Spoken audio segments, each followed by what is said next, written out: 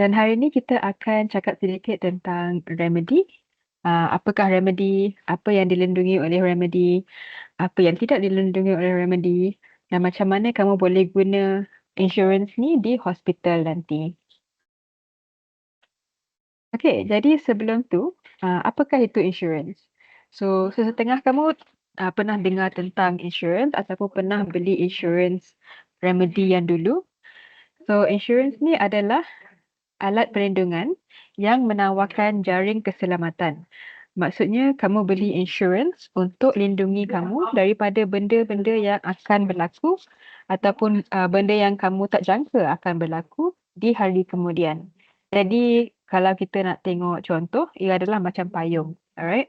So kita beli payung sebelum hujan. Bukannya waktu hujan baru nak fikir tentang payung. Okay, so insurance ni konsep dia sama je. Jadi masa terbaik untuk beli insurance adalah secepat mungkin. Jadi kamu tahu dah tentang remedy ni. So the next step ataupun langkah seterusnya adalah untuk pergi beli sebelum benda yang tidak dijangka berlaku. Okay, so apakah remedy? So remedy adalah insurance perubatan pelarian ataupun dalam bahasa English kita panggil refugee medical insurance. So program ni direka khususnya untuk refugee ataupun pelarian dan pemohon suaka yang berada di Malaysia untuk melindungi mereka daripada melindungi mereka daripada kemalangan, kos-kos perubatan yang mereka akan dapat bila mereka masuk ke hospital. Jadi orang yang boleh beli insurans ni adalah mereka yang berumur 18 tahun sampai 60 tahun. Maksudnya orang dewasa yang berdaftar dengan UNHCR. Okay, so saya dah explain sedikit sebanyak tentang remedy. Jadi kenapa awak kena beli remedy? So salah satu sebabnya adalah seperti anda semua tahu, kos perubatan sangat tinggi di Malaysia, lebih-lebih lagi untuk para pelarian sebab kita ikut fee warga asing yang lebih tinggi daripada fee untuk orang Malaysia. Okay. Jadi bila beli remedy, maknanya sesetengah kos ataupun kesemuanya kos untuk awak masuk ke hospital tu dibayar oleh insurans.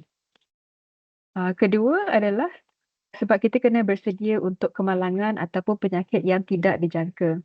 Jadi walaupun hari ini saya sihat, mungkin dalam masa 6 bulan saya akan ada penyakit yang di mana saya terpaksa pergi ke hospital untuk membuat pembedahan ataupun kena pergi operate. Jadi saya kena beli sekarang untuk bersedia, mana tahu saya kena masuk hospital kemudian. Dan last sekali adalah untuk lindungi diri anda dan juga orang yang anda sayang. Okay. Jadi walaupun insurans ni adalah untuk orang dewasa sahaja, kalau awak adalah seorang bapa dan awak ada keluarga dan anak-anak, kalau awak sakit dan tak mampu bekerja dan tak mampu bayar bil di hospital, sekurang-kurangnya ada remedy yang akan bayar bil hospital anda. Dan tak payah susahkan anak-anak ataupun isteri untuk cari duit apabila awak perlu operate. Okay? Jadi ini adalah plan pelindungan untuk keluarga di mana walaupun seorang sahaja yang ada insurans, sekurang-kurangnya ahli keluarga lain pun dilindungi juga. Okay? Tapi kita masih galakkan supaya semua ahli keluarga yang dewasa dan cukup umur untuk beli insurans ni. Okay, so ini adalah setengah perkara utama yang awak kena tahu tentang remedy. So ia untuk orang yang berdaftar dengan UN dan berumur 18 sampai 60 tahun dan mereka perlu ada kad ataupun surat UN yang belum tamat tempoh. Maksudnya belum mati ataupun belum expired. Alright, so apabila awak sudah membeli insurans tu, awak kena tunggu 30 hari sebelum membuat tuntutan. Okay, maksudnya saya beli insurans hari ini, saya tunggu 30 hari, baru saya boleh guna di hospital. Dan ini adalah untuk kemasukan di hospital sahaja. Okay, so bila kita tengok juga had kemasukan, nanti saya akan explain sikit tentang had kemasukan. Tapi tentang jenis hospital di mana awak boleh guna remedy, Ini adalah untuk hospital kerajaan Malaysia yang bukan corporate. Okay, so kalau dekat hospital Selayang tu awak boleh pergi, tapi bila kita tengok hospital macam PPUM, itu tidak dimasuk dalam tempat yang dilindungi oleh Remedy. Dan ia juga boleh diguna untuk bilik dan makanan kelas ketiga. Okay, so bila kita cakap tentang Remedy, dia akan lindungi kemasukan ke hospital sebab awak sakit ataupun cedera, dan ia juga ada plan untuk melindungi perbelanjaan perubatan, kematian ataupun hilang upaya kekal atau kita panggil permanent disability akibat kemalangan. Okay, so dalam dua package ni, apabila awak masuk ke hospital, maksudnya masuk ward, okay, kena tidur satu malam dekat hospital, dia cover bilik dengan makanan, dia cover pembedahan, ICU, bayaran ambulans dan sebagainya. Dan dalam plan kemalangan peribadi, dia cover kematian, hilang upaya kekal dan caj perubatan akibat kemalangan. So di sini, had maksimum untuk satu kemasukan ke hospital adalah RM10,000. Maksudnya apabila awak masuk ke hospital tu dan bil dia adalah contohnya RM5,000. Itu masih okey. Tapi mereka akan bayar maksimum RM10,000 untuk sekali kemasukan di hospital. Okey.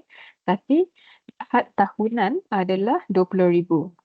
Jadi kalau awak pergi ke hospital 2 kali dalam tahun tu dan setiap kali kos dia adalah RM10,000, lepas tu RM10,000.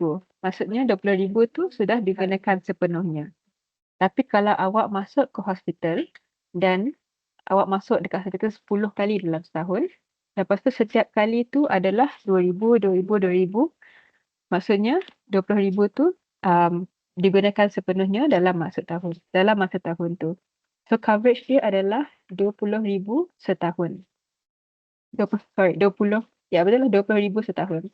Dan premiumnya adalah RM183.60 untuk setiap seorang untuk 1 tahun. Okey.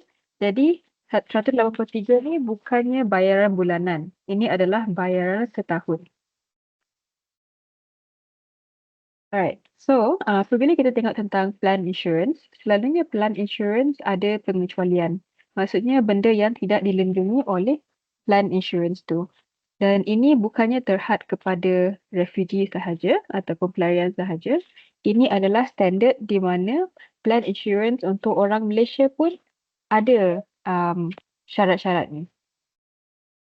First adalah penyakit yang sedia ada. Okay, apabila masuk ke hospital dengan penyakit yang awak memang dah ada sebelum beli insurans, ini tak akan dilindungi oleh Remedy. Seterusnya adalah penyakit berkaitan kardiovaskular atau kanser yang berlaku dalam tempoh 120 hari pertama perlindungan. So maksudnya kalau saya beli insurans hari ni, lepas tu sebelum 3 bulan tu saya dapat penyakit kardiovaskular, ini tidak dilindung, tapi kalau saya dapat lepas 3 bulan tu baru dia dilindung. Seterusnya adalah pembedahan plastik atau kosmetik, bersunat dan sebagainya. Juga alat prostatik luaran seperti anggota tiruan. Jadi kalau macam tangan palsu tu tidak dilindungi oleh Remedy. Kemudian adalah kondisi berkaitan pergigian kecuali kalau benda tu akibat kemalangan. Okay. Alright, sorry. Saya terlupa nak translate yang lain ni. Yang lain adalah private nursing office ataupun AIDS dan sebagainya. Kemudian adalah yang tidak dilindungi oleh Remedy adalah pregnancy ataupun kehamilan dan benda-benda yang berkaitan dengan childbirth. Okay. So apabila seseorang tu mengandung dan dia perlu pergi ke hospital untuk bersalin, itu tidak dilindungi oleh Remedy. Selepas tu bunuh diri dan benda-benda yang tidak sah di sisi undang-undang. Nanti kita akan tengok sedikit contoh-contoh benda yang tidak sah di sisi undang-undang yang tidak akan dilindungi oleh remedy. Dan seterusnya adalah condition ataupun sakit yang berkaitan dengan mental. Okay. So walaupun saya ada cakap tentang pengecualian dalam insurance remedy ni, yang kami nak tekankan adalah pengecualian ni adalah standard untuk mana-mana plan insurance, termasuk insurance yang didapati oleh orang Malaysia. So bila kita tengok tentang pengecualian ni, dia macam satu dot, okay? So dia nampak besar, tapi sebenarnya pengecualian ni adalah sikit saja. Benda yang boleh dilindungi oleh remedy adalah lebih banyak daripada tu. Okay? So benda lain semua mereka cover kecuali pengecualian yang saya cakap tadi. Okay. So bila kita tengok dekat contoh-contoh kes yang dilindungi oleh remedy, kita boleh tengok kes ni. Jadi pada suatu hari, lepas makan malam, awak berasa sakit dan mengalami gastrik teruk yang memerlukan kemasukan di hospital. Boleh tak benda ni dilindungi? Okay. So benda ni boleh dilindungi sebab ianya bukan penyakit yang sedia ada. So orang tu pergi hospital dan bil mereka akan dibayar oleh remedy. Dan mereka tak perlu keluarkan duit. So dalam kes 2, awak adalah seorang pesakit kencing manis ataupun diabetes dan awak telah mengambil ubat sejak 5 tahun yang lalu. Pada suatu hari awak jatuh sakit kerana kurang gula dan perlu dimasukkan ke hospital. Adakah ini boleh dilindungi oleh remedy? So jawapan dia adalah tidak, sebab kencing manis tu adalah penyakit yang awak sudah tahu dan penyakit sedia ada yang awak memang dah ada sebelum membeli remedy. Okay. Seterusnya adalah kemasukan ke hospital apabila orang ni jatuh. So orang ni dia bekerja dan secara tidak sengaja dia terjatuh. Awak mengalami kecederaan kepala yang sangat teruk dan perlu dimasukkan ke hospital. Adakah ini boleh dilindungi dengan remedy? So, ini boleh dilindungi oleh remedy sebab dia adalah sejenis accident. Okay. Dan seterusnya adalah kemalangan peribadi. So, awak berada di tempat kerja dan secara tidak sengaja terpotong jari awak dan perlukan amputasi ataupun perlu jari tu dipotong. Boleh tak benda ni dilindungi oleh remedy? So, ini boleh dilindungi oleh remedy sebab awak hilang upaya kekal di jari awak dan ini dilindungi di bawah kemalangan peribadi. Seterusnya adalah tentang pergaduhan ataupun benda yang kita cakap tadi, benda yang salah di sisi undang-undang. So, seorang ni dia pergi ke majlis hari jadi kawan dia. Tiba-tiba dia bergaduh dengan kawan tu. So, dua-dua cedera parah dan hilang kelihatan di kedua-dua mata. Jadi, adakah benda ni boleh dilindungi? So, jawapan dia adalah tidak sebab awak cedera akibat bergaduh. Dan bergaduh tu merupakan salah di sisi undang-undang. Jadi, dia tak akan dilindungi dalam polisi ni sebab dia benda yang salah di sisi undang-undang. Okay. Dan last kali adalah seorang pemegang polisi berada di tempat kerja apabila dia mengalami serangan jantung dan meninggal dunia dalam perjalanan ke hospital. Adakah ini dilindungi oleh kemalangan peribadi? Jadi ini tak dilindungi di bawah pakej kemalangan peribadi sebab dia tidak meninggal akibat kemalangan. Alright, so next adalah cara-cara untuk beli remedy. So ada 3 cara utama di mana anda semua boleh membeli package insurance ni. Nombor 1 adalah untuk sertai acara pendaftaran ataupun enrolment event. So kami berancang untuk membuat acara pendaftaran ni di tempat-tempat di sekitar Malaysia termasuk Klang Valley ataupun KL dan Selangor ataupun di Pulau Pinang dan sebagainya. Jadi untuk tahu di mana awak boleh pergi untuk acara pendaftaran ni, awak boleh sertai ataupun langgani channel Telegram Refugee Malaysia di mana kami akan letak tempat-tempat awak boleh beli. Keduanya adalah mengikut kumpulan komuniti. Jadi awak boleh tanya ketua komuniti awak di mana awak boleh membeli remedy di pusat komuniti mereka.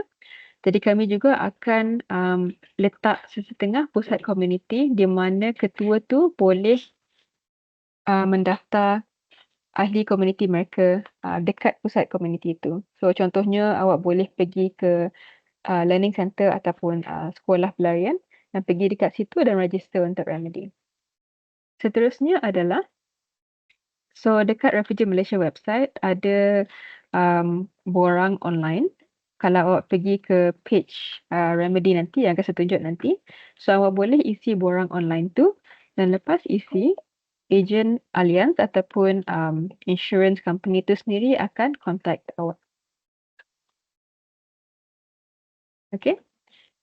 So apabila awak sudah tengok-tengok option tadi tu, ini adalah proses pendaftaran yang sebenarnya sangat simple. So dekat sini awak boleh tengok yang awak boleh pergi kat cara pendaftaran dan sebagainya.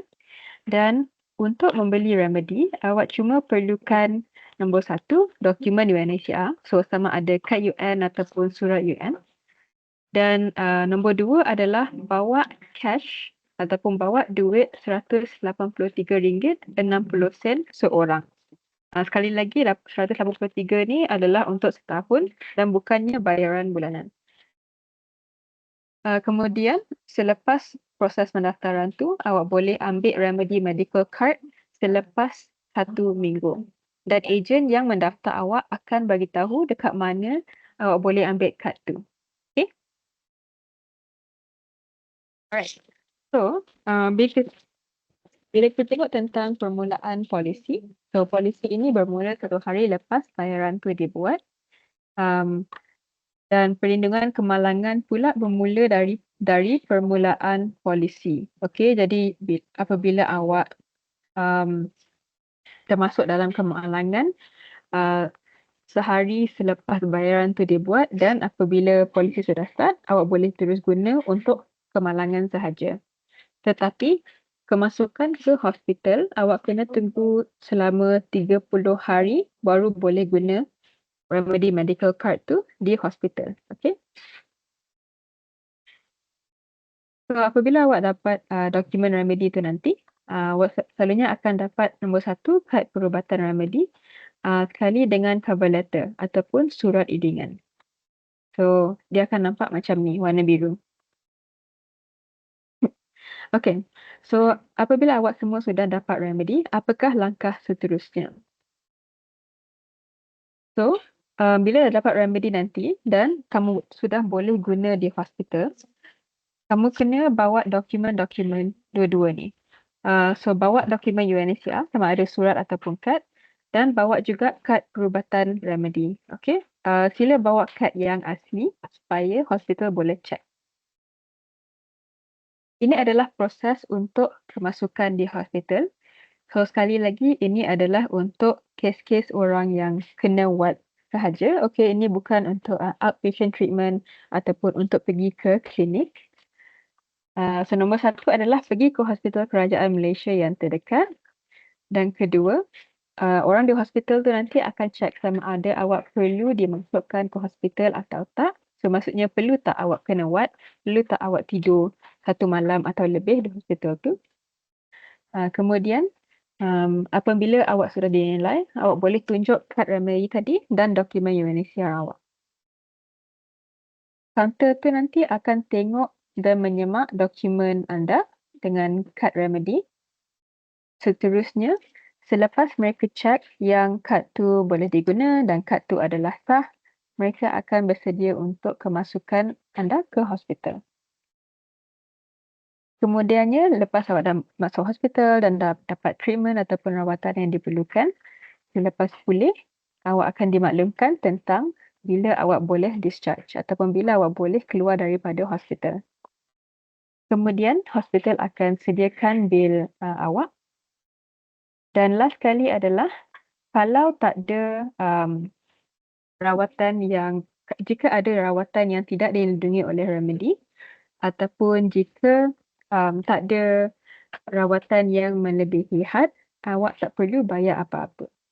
Tapi jika ada benda yang tidak di-cover oleh remedy ataupun jika waktu admission tu bil awak melebihi RM10,000, jadi nanti awak kena bayar baki itu sahaja. Okay. So, itu adalah proses kemasukan ke hospital. Untuk maklumat lanjut tentang remedy ataupun jika awak nak baca sendiri, semua boleh pergi ke website ini. Okay. Dekat situ dia ada explain apa yang dilindungi oleh remedy, apa yang tidak dilindungi, macam mana nak daftar dan sebagainya. Ataupun boleh scan QR code dekat sini. Okay. So,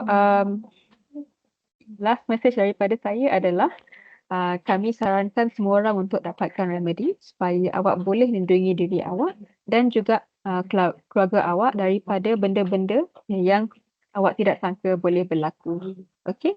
So, dapatkan remedy hari ini dan tanya juga dengan ketua komuniti awak di mana untuk dapatkan remedy. Kamu semua juga boleh follow Telegram channel Refugee Malaysia untuk tahu dengan lebih lanjut di mana event-event ataupun acara pendaftaran berlaku di sekitar Malaysia.